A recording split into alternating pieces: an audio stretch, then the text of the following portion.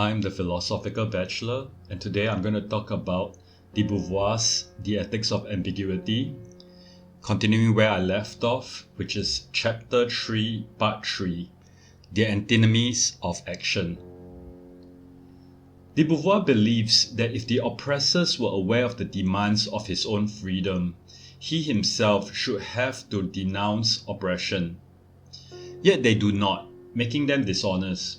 They refuse to give up their privileges so as to maintain their grip on the powers these privileges grant them, or out of greed. Hence, a conversion of the oppressors to the freedom of all is unlikely to happen on its own accord, making the only solution to force them to convert. Beauvoir thus believes such force is just, writing, "Ethics also demands that they be suppressed." Because the oppressors refuse to affirm the freedom of all, they represent the absurdity of facticity, where they pride things over human beings and try to make people into things. Since their subjectivity does not allow their conversion, the only recourse is to act on their facticity, where they will have to be treated like objects, that is, with violence. This in turn makes the previously oppressed the new oppressors, who now oppress the previous oppressors. She laments this seemingly inevitable separation of men. Evidently, it is necessary to choose to sacrifice the one who is an enemy of men. But the fact is that one finds himself forced to treat certain men as things in order to win the freedom of all, she writes. While she is claiming that the original oppressors brought this violence upon themselves because they first used their freedom to deny others of their freedom, the violent response to this outrage dehumanizes the new oppressors as well. Referring to the original oppressors, one tool an oppressor has is to keep the oppressed ignorant and hence mystified. They do this by establishing values, taboos, and prescriptions that solidifies the status quo. To the extent that the oppressed make these values their own, they hold some responsibility, but not entirely, since they did not agree to give away their freedom. Re-education of the ignorant who have been misled, to expose the mystification and show them that freedom is possible, will hence be the ideal solution. However, in situations such as war, which is what was happening when Beauvoir wrote this book, time is too tight to engage in such slow measures. The exigency of the situation may require that the oppressors and their followers be destroyed, even if the followers themselves are oppressed. Because some causes seem more urgent, other valid causes may have to be set aside or maybe even fought against. Her example is how fascist regimes were supporting the revolt of the natives against the British colonists, and hence the anti-fascists, despite acknowledging the validity of the emancipation of the natives, had to fight the natives. Violence not only forces us to sacrifice the men who are in our way, but also those who are fighting on our side, and even ourselves, she observes. We fight the enemy by reducing them to things, but in so doing also reduce ourselves to things, to facticities which can likewise be wounded, killed, or starved. Wars and revolutions require some people to be sacrificed. An action by one group is an action against another group. Because it is difficult to attack another human being, the humanity of the other must be masked. The aggressors dehumanize the opposition and reduce the significance of those they are using as instruments, while exalting the value of their cause to be infinite, so that regardless of the number of victims, the sacrifice is still finite compared to the infinite value of the cause. One way to rationalize this is to compute the value of the collectivity of people to be sacrificed by considering them one by one. One individual person reduced to his facticity is merely a thing, worth nothing in comparison to the greatness of the cause. Multiplying zero many times is still zero. Hence, to sacrifice many individuals is insignificant. Another way is to debase them, to make them mere things which revolt the oppressors and the victims themselves, contemptible in the eyes of the oppressors and their own eyes, and hence justifying their oppression and murder. Beauvoir regards either way as dishonest, because despite the sordidness of all these venues of such suffering, such as concentration camps or colonies, there remain children playing and laughing there. Their smile exposed the lie of their oppressors, she writes. It is not that the child deserves happiness more than others, but a child embodies an appeal and a promise, an appeal to the morality of the oppressors and a promise of a future grown-up. He is the living affirmation of human transcendence, she adds, a reminder that people hold so much more potential than their objective thing like nature, that they too have transcendence, and it's not the tyrant alone that has transcendence while everyone else are mere things. Moreover, the tyrant knows that such a contempt for everyone causes them to have a hopeless resignation, which cannot incite them to the struggle and sacrifice he needs to maintain his power. Hence he directs his contempt against a specific group, such as a racial group or the natives, while using a different language for his supporters and soldiers.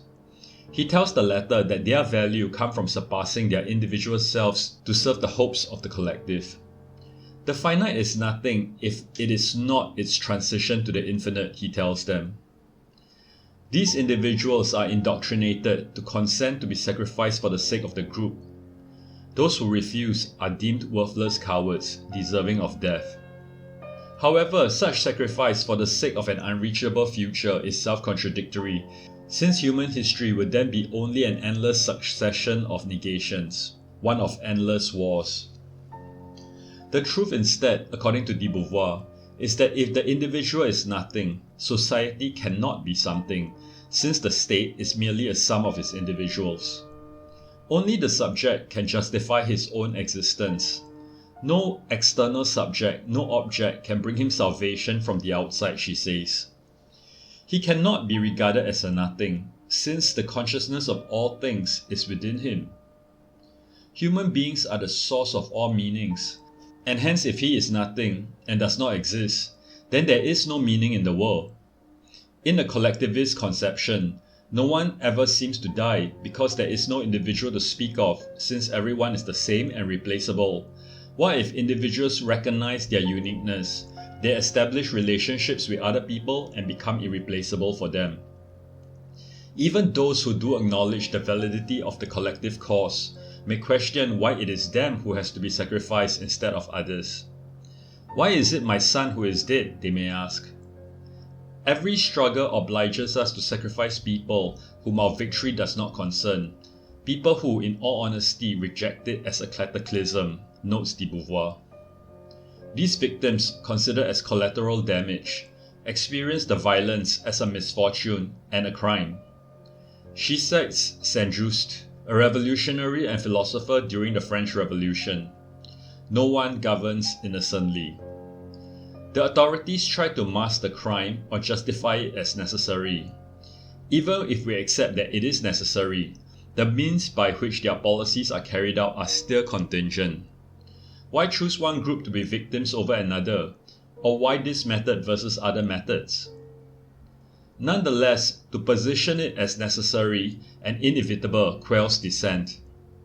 This means that reflection and thinking by both the decision makers and the affected needs to be quashed, because otherwise the leaders may start doubting themselves while the followers may question the authority of the leaders.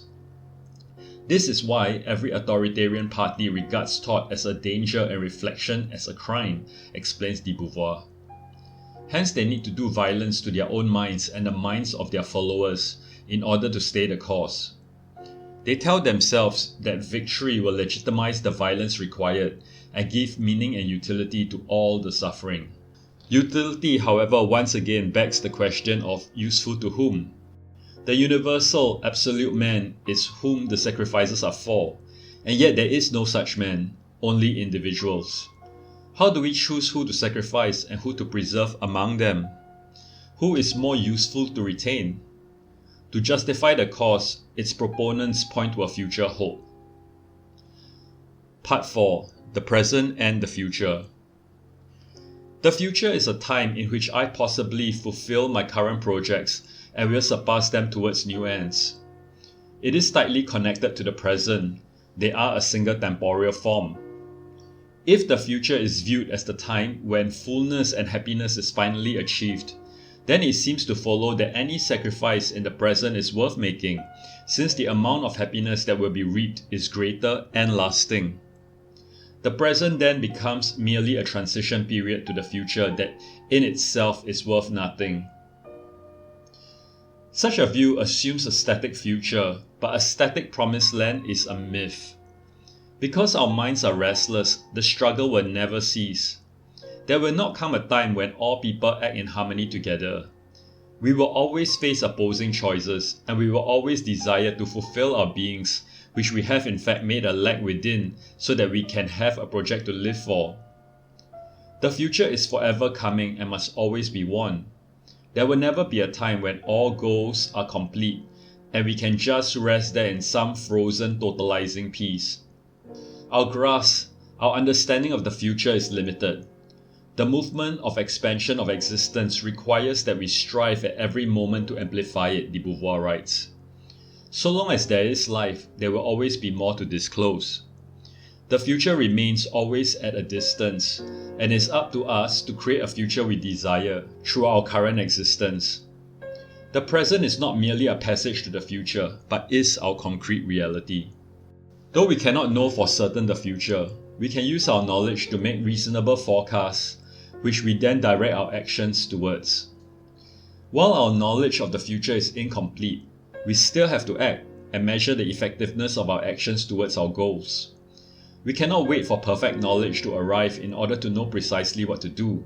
Since we do not choose and act despite the incomplete knowledge, we cannot get closer to complete knowledge. He must first choose and thus help fashion history, she writes. Each undertaking, involving only a finite future, must be lived in its finiteness and considered as an absolute which no unknown time will ever succeed in saving. My interpretation of this sentence is this. While we need to make longer-term plans and have longer-term goals, these goals cannot be the only reasons for our actions. The actions themselves must also have meaning in their own right and be worth doing anyway. While it may be valid to say that the ends justify the means, we must also recognize that the means define the ends. If we act in ways or adopt means that contradict the ends from the vantage point of the present, then we are in fact betraying our ends. For instance, if our ends are for freedom and democracy, but we try to achieve them through oppression in the now, then we are in actuality betraying the values of our objectives. If we do not keep the ends clearly in mind but put them into the far future to the extent that they no longer guide our means, the means themselves then become our goals and obscure the ends aimed at. Hence, while we seek the future, we must also assert the present. Existence is not just a continuous flight towards the future, but must be lived in the present. Taking the time to celebrate what has been achieved affirms our existence in the now. The celebrations will exhaust themselves, after which we can then move on towards new goals. Beauvoir notes that the term end denotes goals, but also conclusion, and for a human being, our lives end with death. Every living moment is a sliding towards death, but yet every movement toward death is life, she writes. We need not be afraid or avoid the inevitable end of death. Instead, we need to realize that man fulfills himself within the transitory or not at all. While Beauvoir notes that the future was the meaning and the substance of all action, goals for the future could be short or long-term. Long-term goals could even exceed the length of one's life.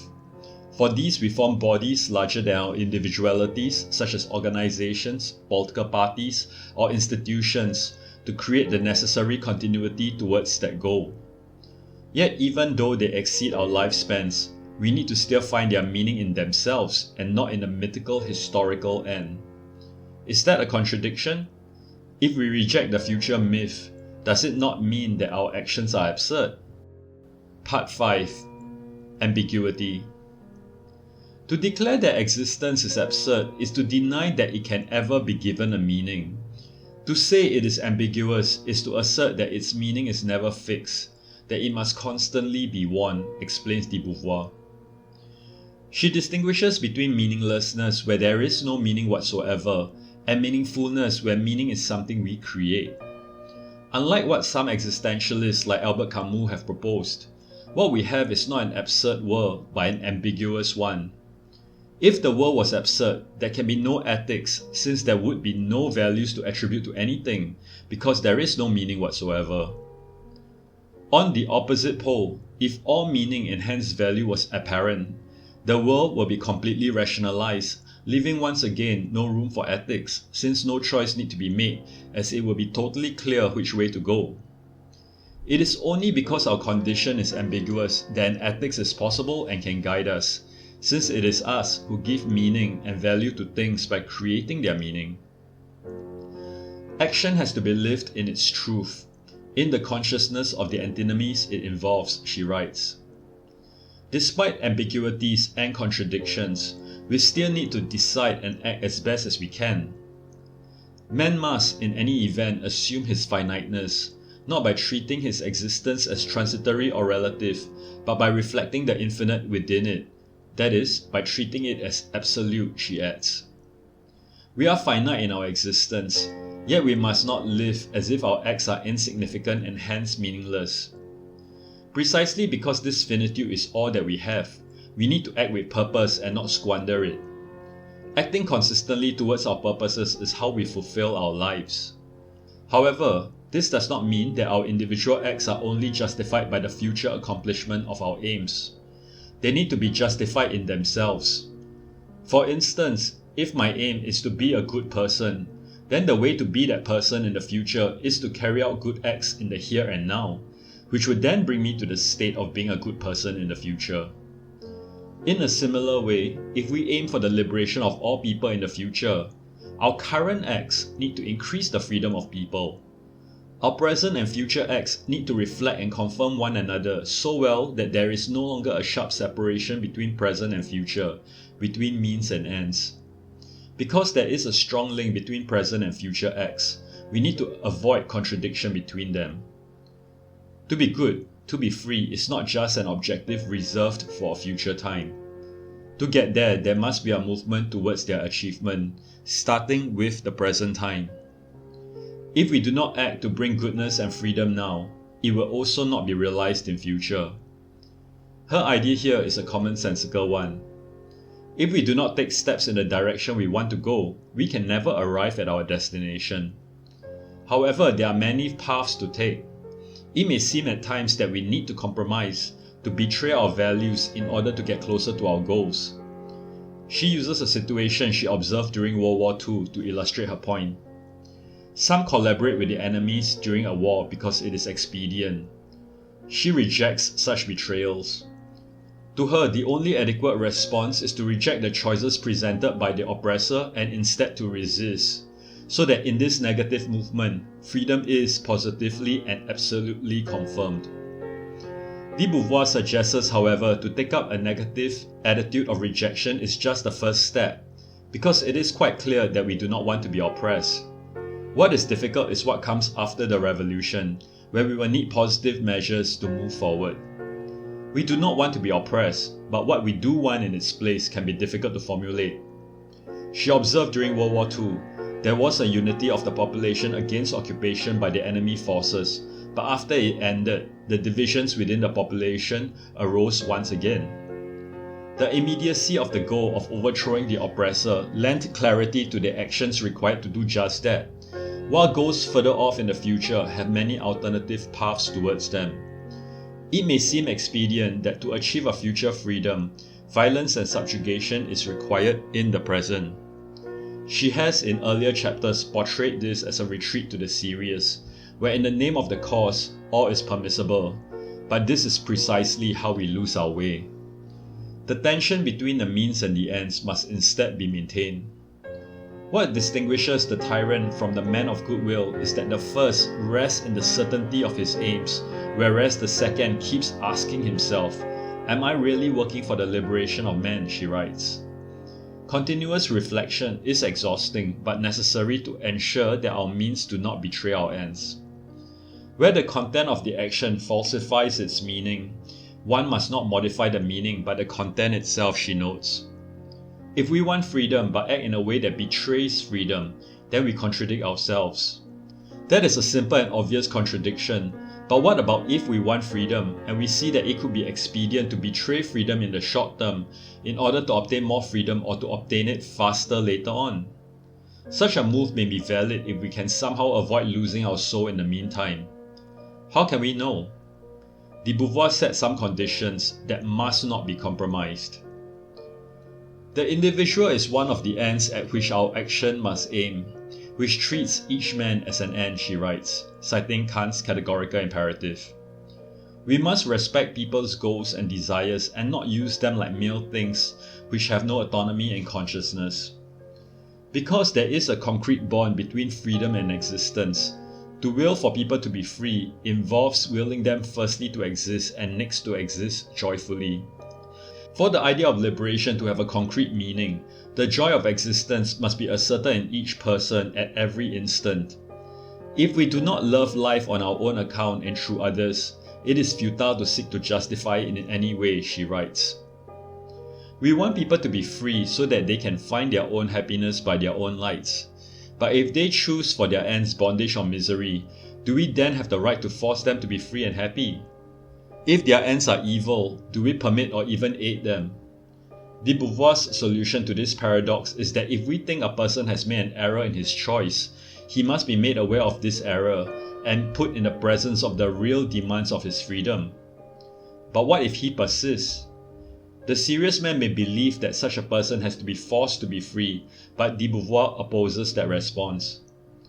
It is no more necessary to serve an abstract ethics obstinately than to yield without due consideration to impulses of pity or generosity. She does think, however, that there may be valid circumstances where we force another person to be free, if it opens concrete possibilities to the freedom which she is trying to save. Such possibilities arise when we are responsible for that person, for instance as a parent, a teacher, a nurse, a doctor, or a friend. Because of this relationship and the responsibility it entails, force may be justified since love authorizes severities which are not granted to indifference.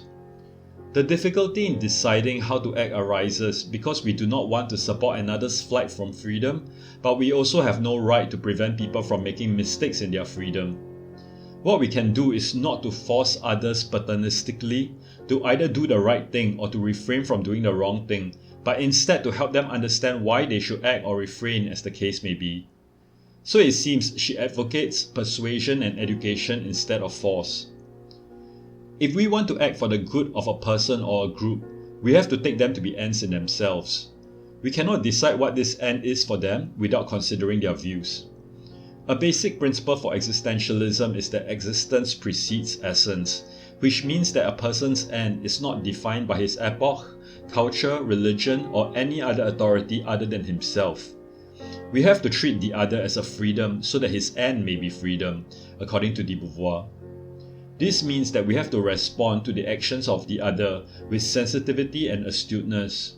There is no one-size-fits-all solution, which means that our response risks being inadequate. She gives an example of a girl who commits suicide. Her friends discover her and have to decide what to do. They decide to get help and she is saved. Beauvoir's assessment of the situation is that they acted correctly, since their actions extended the girl's freedom, such freedom relying on her continued existence. They did not, for instance, put her into an asylum where she would be forcibly prevented from trying to commit suicide again. She is saved, but is free to repeat the act if she wants to. In this case, Beauvoir has painted the scenario as a brash act of a girl who acted emotionally without much consideration. Hence, help is warranted. She should be helped, but not in a way that takes away her freedom, even if her freedom may end in harmful acts to herself. If, however, the girl is determined to die, Beauvoir concedes that her friends may have to accede to the girl's genuine wish. In another example, she writes, "If circumstances prohibit me from doing anything to change the situation in which he is struggling, all that I can do is give in." When we have to choose between competing freedoms, how do we decide? When a goal is proposed, it must tell us what genuine human interests it fulfills. Politicians may suggest goals like the economy, the nation, or unity, But if a nation can assert itself proudly only to the detriment of its members, the nation must be rejected, she writes. A cause may be important, but it is not infinite, absolute and unconditional, such that it should be achieved by any means necessary.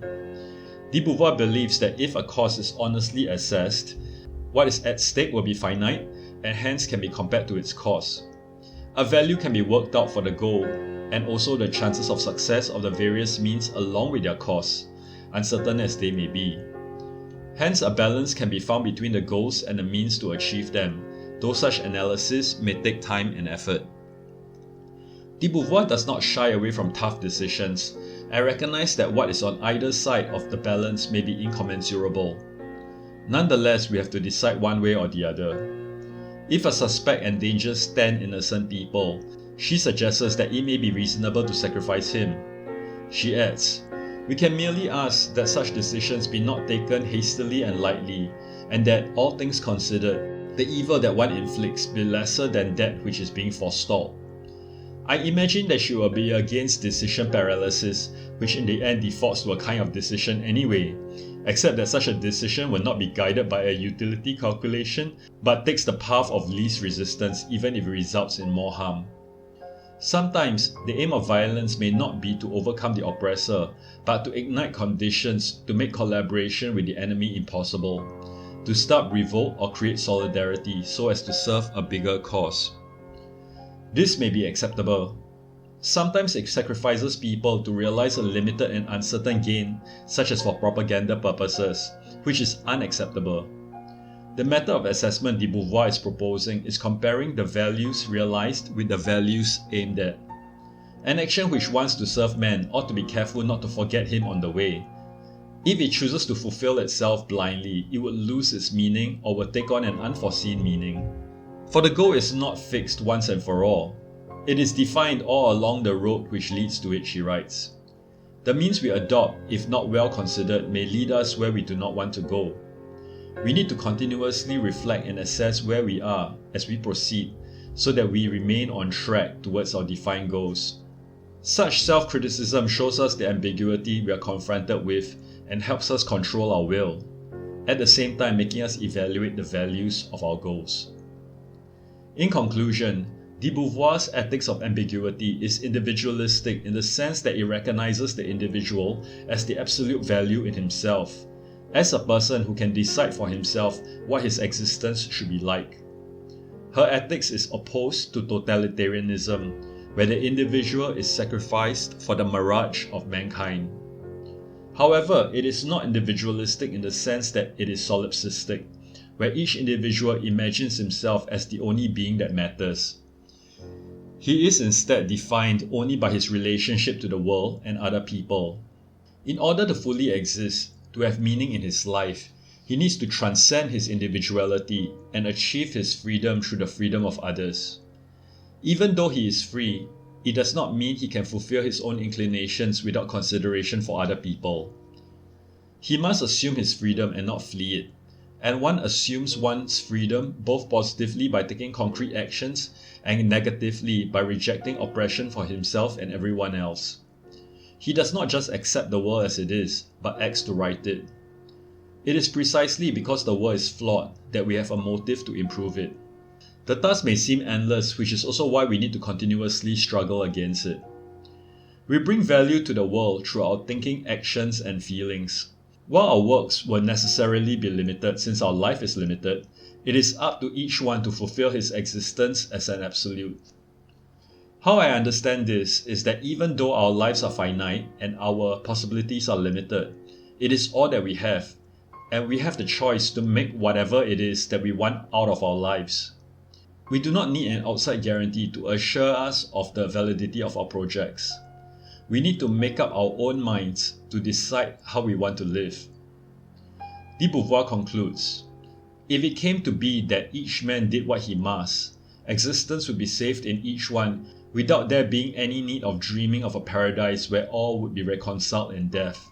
She is referring to the false promises of dogma, be it in the form of religion which promises a heaven or ideology which promises a utopia. If we all just did what is right to do, right to the extent that we fulfill our desired projects without intruding on the freedom of others, indeed extending their freedom through projects which disclose the world for the benefit of all, we can already be content in our limited earthly existences. Here is now my conclusion. Beauvoir is an optimist regarding the human condition, that we will be able to transcend ourselves, extending our freedom and not just settle for our current facticity.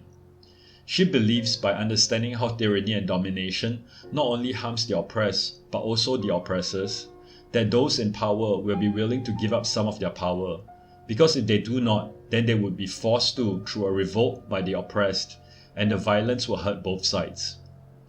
We must not let our goals become idols, where the only happiness to be found in them all happen only when they have been achieved.